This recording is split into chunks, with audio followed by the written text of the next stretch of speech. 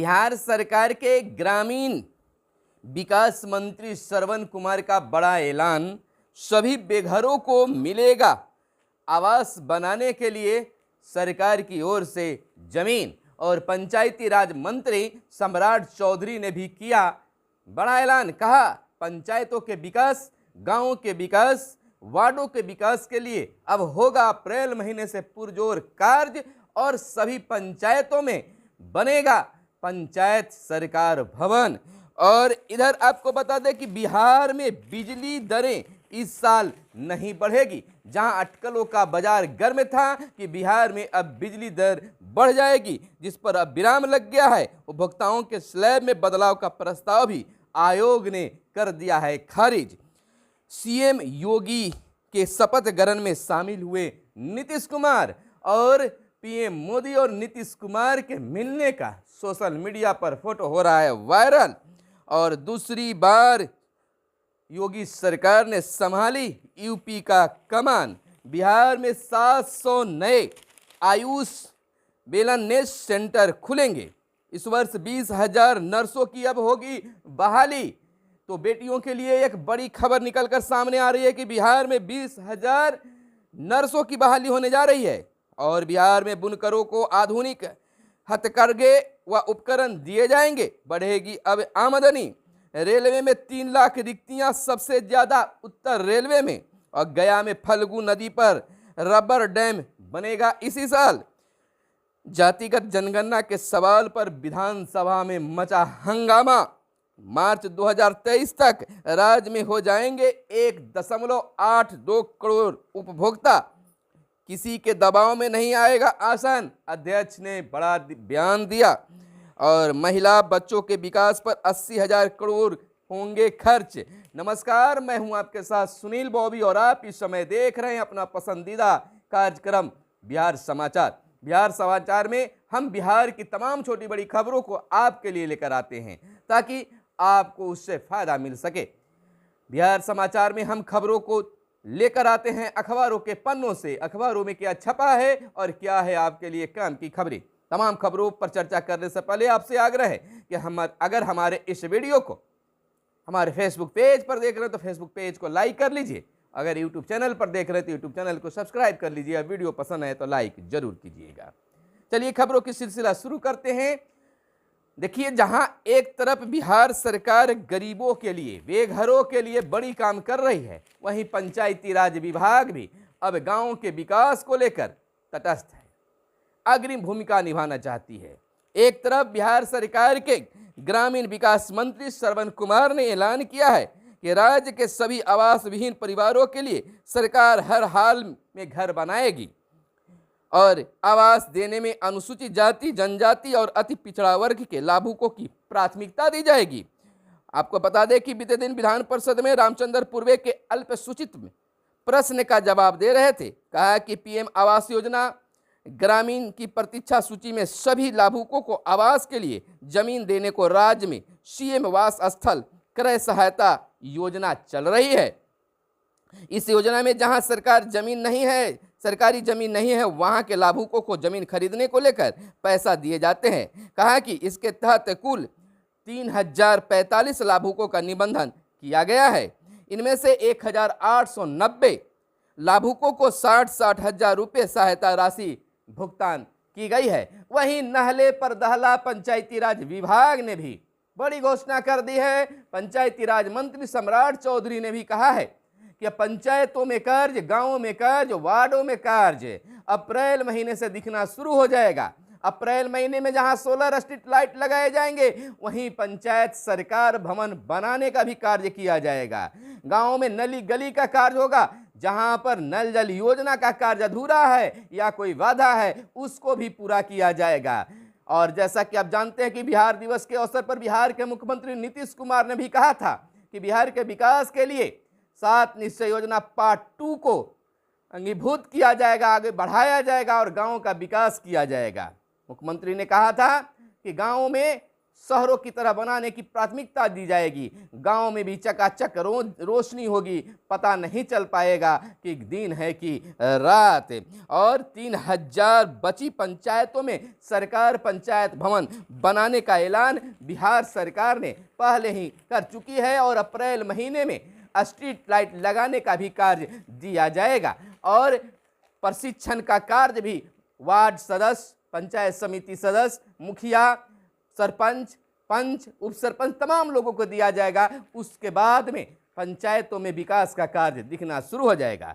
जहां तक एक तरफ है सरपंच साहब आवाज उठा रहे हैं कि सरकार ने चुनाव के समय बड़ी बड़ी घोषणाएं की थी कि सरकार की तरफ से सरपंचों को न्याय के साथ विकास करने का भी कार्य दिया जाएगा, लेकिन अभी धरातल पर ना तो कोई पत्र जारी किया गया है और ना ही सरकार की ओर से अभी फिलहाल कुछ कहा ही जा रहा है। तो क्या सरपंच साहब का कहना है कि क्या सरपंच लोग मान ले कि हमारे साथ सरकार ने धोखा किया है? अब सरकार की ओर से क्या बयान आता है, इसका इंतजार करना होगा। लेकिन दूसरी ओर यूपी चुनाव समाप्त हुआ, रिजल्ट भी हुआ और भारी बहुमत से भाजपा की जीत हुई और दूसरी बार यूपी की कमान योगी आदित्यनाथ ने संभाला।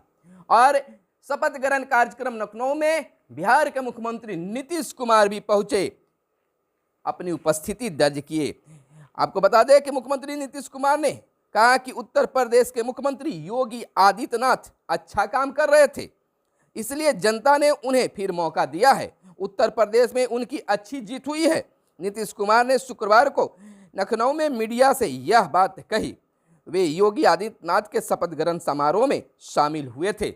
दूसरी ओर वहीं पीएम मोदी और बिहार के मुख्यमंत्री नीतीश कुमार के मिलने की तस्वीर को सोशल मीडिया पर वायरल किए जा रहे हैं, जहां कुछ सकारात्मक तो कहीं कुछ नकारात्मक लिखन तो हो रहा है।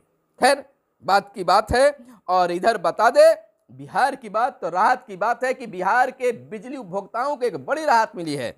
बिहार में बिजली दरें इस साल बढ़ने की कोई संभावना नहीं है। उपभोक्ताओं के स्लैब में बदलाव का प्रस्ताव भी आयोग ने खारिज कर दिया है। राज्य सरकार जारी रखेगी अनुदान, मंत्री का कहना है। आगामी 1 अप्रैल से लागू होने वाली बिजली दर में कोई वृद्धि नहीं होगी। मौजूदा बिजली दर भी ही आगे भी बरकरार रहेगी। कंपनी की ओर से बिजली दरों में 9.90% वृद्धि का प्रस्ताव बिहार विद्युत विनियामक आयोग ने खारिज कर दिया। बीते दिन आयोग ने अध्यक्ष शिशिर सिन्हा ने सदस्य सुभाष चंद्र चौरसिया की मौजूदगी में यह फैसला सुनाया है। उद्योग के लिए अलग श्रेणी बनेगी। बिजली में शहरी उपभोक्ताओं के लिए स्लैब में बदलाव नहीं होगा और ऑक्सीजन प्लांट को सस्ती बिजली मिलेगी। और सचमुच में ऑक्सीजन जहां प्लांट है वहां बिजली सस्ती मिलनी चाहिए, क्योंकि जान है तो जहान है।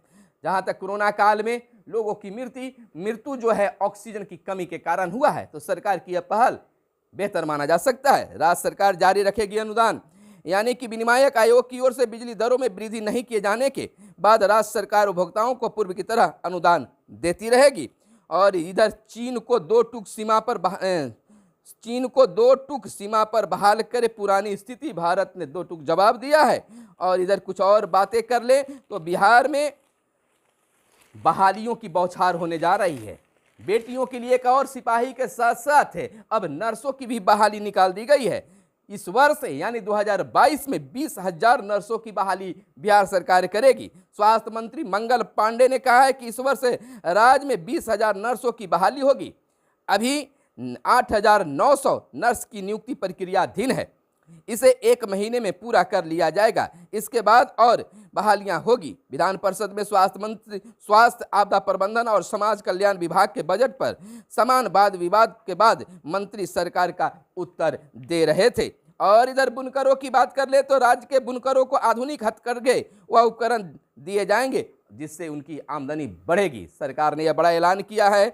और बता दें कि वर्तमान में 40 Ayush health and wellness centre है बिहार में। मरीजों को दवा भी दी जाएगी। परिसर में औषधीय पौधे भी लगाए जाएंगे। आपको बता दें कि बिहार में 700 नए आयुष वेलनेस सेंटर भी खोलने का प्लान सरकार की है। बिहार में आयुर्वेद, होम्योपैथ एवं यूनानी चिकित्सा पद्धति की ओर से लोगों के बढ़ते रुझान को देखते हुए राज्य में 700 नए Ayush health and wellness centre खोलने की बात कही गई है।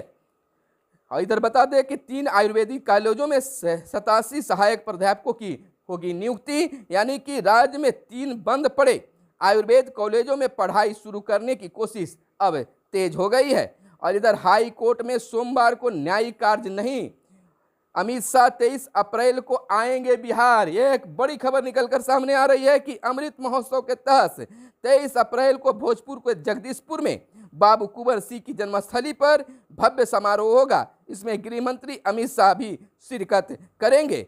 और विद्यार्थियों के लिए, इंटर विद्यार्थियों के लिए इस समय की सबसे बड़ी खबर निकलकर सामने आई है कि जो विद्यार्थी असफल इंटर में हो गए हैं उसके लिए इंटर कंपार्टमेंटल का आवेदन करने की तिथि घोषित कर दिया गया है। बिहार बोर्ड ने इंटर कंपार्टमेंटल विशेष परीक्षा ऑनलाइन आवेदन करने की तिथि जारी कर दी है।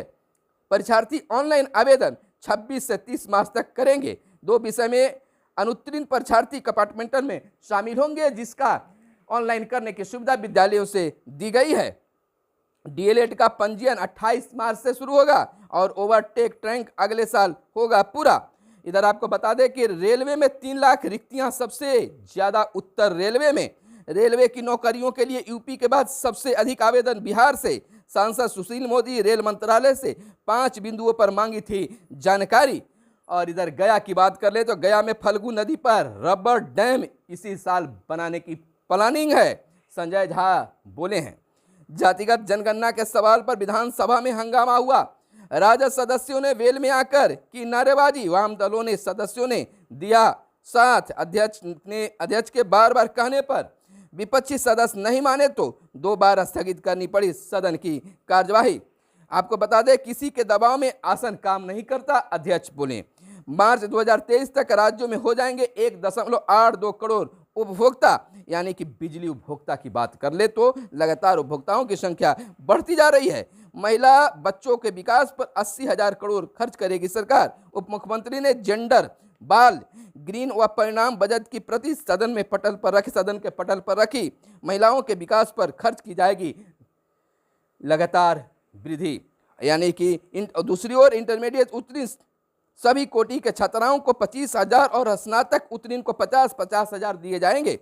आपको बता दें कि 7 निश्चय योजना पार्ट 2 के तहत वित्तीय वर्ष 21-22 में मुख्यमंत्री बालिका यानी इंटरमीडिएट प्रोत्साहन योजना के तहत इंटरमीडिएट उत्तीर्ण सभी कोटि की छात्राओं को 25,000 और स्नातक उत्तीर्ण छात्राओं को 50,000 दिए जा रहे हैं। बिहार सशस्त्र बल में नई महिला बटालियन की तैनाती एवं राज्य के सभी जिलों में महिला थाना स्थापित किए हैं। इसके अलावा महिला सशक्तिकरण के लिए 2005 से ही व्यापक स्तर पर कार्य किए जा रहे हैं। तो यह थी बिहार की हर छोटी बड़ी खबरें जो आपको जानना जरूरी था। कुछ और खबरों पर हम चर्चा कर लेते हैं। आपको बता दें विशेष सुरक्षा परिषद बनाने का उद्देश्य अभियुक्त के सामने आए बगैर ही गवाही की प्रक्रिया पूरी कर ली जाए। हर जिले में गवाहों की सुरक्षा को भवन बनेंगे। और इधर ऑनलाइन मतदान पर विचार कर रही है सरकार, रिजीव का कहना है। और वीरभूमि हिंसा की सीबीआई जांच का आदेश है। तो यह थी आज की बिहार की ताजा तरीन हर छोटी बड़ी खबरें जो आपको जानना शायद जरूरी था। तो फिर मिलते हैं बिहार समाचार में अगले दिन, तब तक के लिए दीजिए इजाजत। धन्यवाद। जय हिंद, जय भारत, वंदे मातरम।